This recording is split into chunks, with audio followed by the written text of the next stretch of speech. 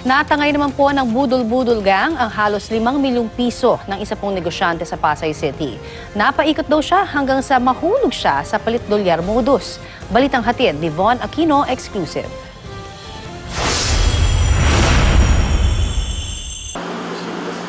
Ang 5 million pesos ng isang negosyante naging mahigit $1,300 na lang, katumbas na mahigit 65,000 pesos.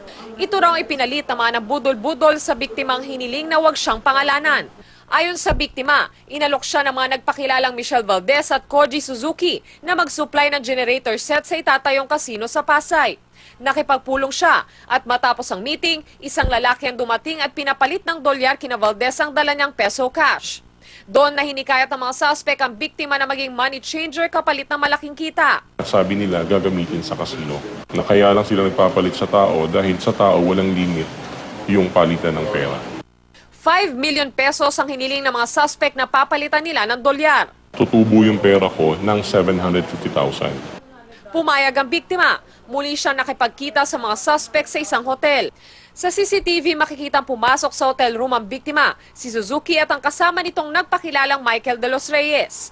Iniabot daw sa biktima ang bag na naglalaman ng dolyar at ibinigay naman niya ang 5 million pesos. Pagkatapos, binigyan siya ng chewing gum ng mga suspect. After kung kunin yung chewing gum na kainin ko, after mga 1 minute lang mahigit, so yun na, nahilo na ako. Makikita rin sa CCTV na inihatid pa ng biktima ang dalawang suspect sa elevator. At nang bumalik siya sa kwarto, nakatulog siya.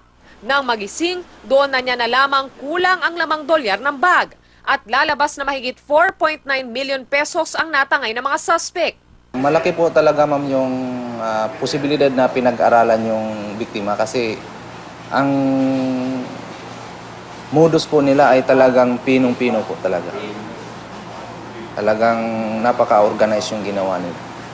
Magbibigay raw ang biktima ng pabuya sa makakapagbigay ng impormasyon sa kinaroroonan ng mga suspect. Darating at darating yung oras na mahuhuli sila. Von Aquino, GMA News.